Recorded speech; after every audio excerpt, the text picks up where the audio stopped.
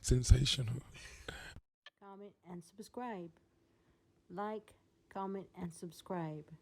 Like, comment, and subscribe.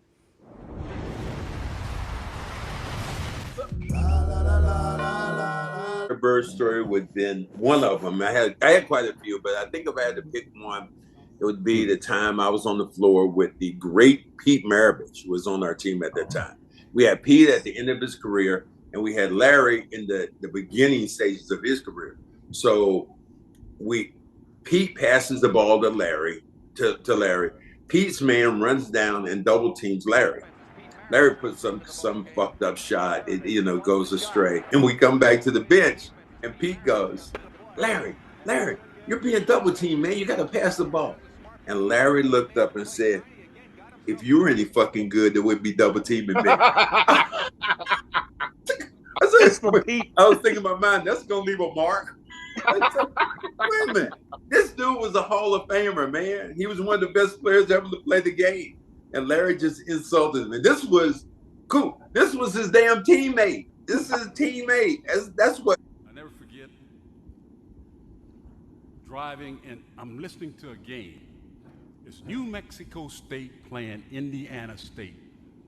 I don't really care about the game, but New Mexico State is right up the streets from El Paso, and I went to UTEP. And we're big rivalries, so I'm hoping that Indiana State will beat New Mexico State. And I'm listening to the radio, and I have no clue of the players on either team. All of a sudden, this name keeps coming. Bird. He goes to the right. Bird. He makes the strike. Bird. I said, God damn, who is Bird? Bird. Here's Bird, and Bird this, and Bird. Oh, did you see the pass that Bird made? I can't see it, but I'm just trying to imagine it. And when the time I got to the end, I said, damn, that brother can play.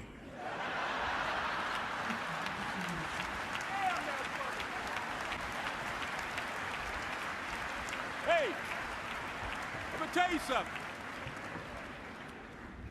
When I got the newspaper the next morning and saw Larry's picture, I said, damn.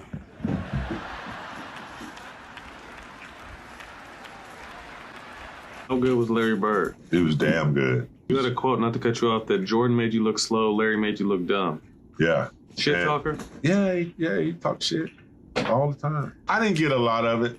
But one of the worst ones, man, and this is Larry, white guy from French Lick, Indiana. I heard he's done this to other teams too, but we had a guy on our team, Mark Landsberg, I think. So we marked the game, and he's gonna guard Larry. So it was a free throw, so Larry was down near our bench. He says, man, that's an insult, what you guys just did to me. Like, what you mean? That's an insult.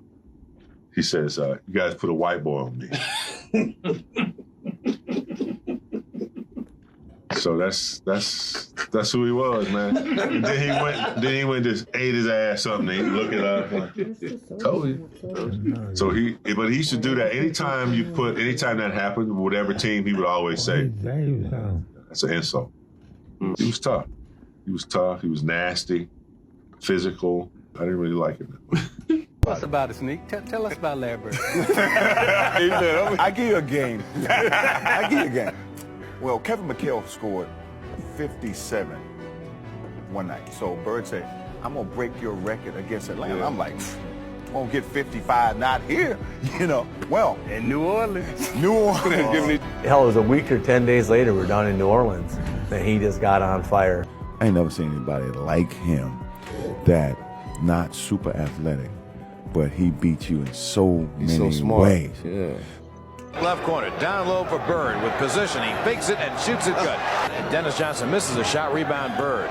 Bird on the baseline, great pass. Larry, that game was unbelievable. Just absolutely unbelievable. Dominique guarded him. Back then, you had to guard each other. Cliff guarded him. Antoine guarded him. Everybody, I guarded him. I guarded him. Nothing worked. DJ in the lane, Bird the follow away. They never really talked to me. But one particular in the 85, no, the 84 series, we're playing in the Forum. And this particular play down, it was a timeout, and they're coming down, and Larry gets me at the top of the key, and he's walking me underneath this basket. He goes, Cooper, I'm ready to wear your ass out. What? Okay, I get down to my best defensive stance. He goes down the lane. He comes off the left side, and Robert Parrish sets a pick. Come off, and we knew the play. We knew what was coming up. And Kareem was ready, and as Larry comes off the pick, shoulder to shoulder with Parrish, and I'm trailing behind him, he catches the basketball right about the elbow. And he gets the ball, and he goes up, and Kareem stops him from turning the corner. Larry catches the ball, he goes up in the air, and here I come. And I'm like, I'm getting ready to smash this shit, man. It's a great pass. Hits Robert Parrish before it rolls to the basket, and Robert dunks it. Larry looks over his shoulder at me, and he laughs. He said, I told you, motherfucker. And you know what? We've heard the rumors that Larry would actually be offended if another white guy would be guarding him. Was that true? And do you have any stories of him kind of complaining about that? That's definitely true. He definitely took it as an insult if you put a white dude on him. One example that I can remember, we were playing Phoenix Suns. I think Cotton Fitzsimmons was their head coach, and they had a pretty good player, white dude named Tom Chambers, and Tom Chambers was guarding, and Larry caught the ball in front of their bench and like just turned around and just had a full-on conversation with Cotton Fitzsimmons and their coaching staff. Y'all really gonna try to disrespect me like this? Y'all gonna put this white dude on me to think that he could guard me, and then just turn around and just shot a jumper in his face and just went down court, shaking his head. But like stuff like that was just commonplace, but he definitely felt insulted if you tried to put a white dude on him. That's funny. What's your best Larry Bird story? The story that sums up Larry the best was back then when we flew commercial, we didn't fly private. We played in a Tuesday night game in Cleveland. And of course, we got up for the first flight out. We had a game on Wednesday night in New Jersey. Snowstorm hits Cleveland. We're at the airport at 7 in the morning. Flight's canceled at 7. It's canceled at 8. It's canceled at 9. It's canceled at 10. Canceled at 11, 12. We finally leave about 1:30 or 2 in the afternoon. We fly up to New Jersey. Now the storm has kind of moved into Jersey. And the bus driver says, well, I can't get to the hotel and to the arena. I can only go to one place. Well, we had a game that night. We go to the arena. So we get to the arena, and I mean, we're dragging. And we're sitting around the locker room, and, and everybody's kind of, we're tired. And, and all of a sudden, the coach gives a little bit of a speech of, come on, man, guys, we're playing basketball. Let's get ready to go. And Larry stands up, and Larry says, a couple other few choice words. And he says, I don't know about you guys, but I'm going to take it out on their rear ends. So I was like, oh, all right, so let's go. So we go on the floor. Elbert King sitting there. And Larry walks up to Elbert King and goes, don't take this butt whooping personally.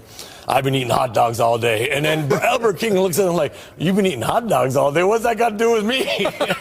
And we went out and just hammered him. I mean, we terrorized them. And that was Larry. There was no excuses. I mean, he just played. And I tell you, that was just his competitive nature. But a day when you fly all day and eat hot dogs in the airport, best thing was Elbert's look on his face like, what hot dogs got to do with me? Now you know that Bird and Magic both saved the NBA because before these two, they recorded the games and put it on TV. But when these guys came, the game became live because you had to see them. Now, I'm a Magic Johnson fan, but if it wasn't for Larry Bird, I wouldn't have had to root for Magic so hard because, man, the more I hated him, the better he seemed to be. Now, I'm an adult, so I respect Larry Bird. Larry Bird, he didn't care what anybody thought. He thought he was the best. And guess what? He put on a show every night. Every night. He would tell you what he's going to do, and then he'll do it. Who heard of that? And who heard of that? So, for all y'all out there, like, comment, and subscribe. Like, comment, and subscribe.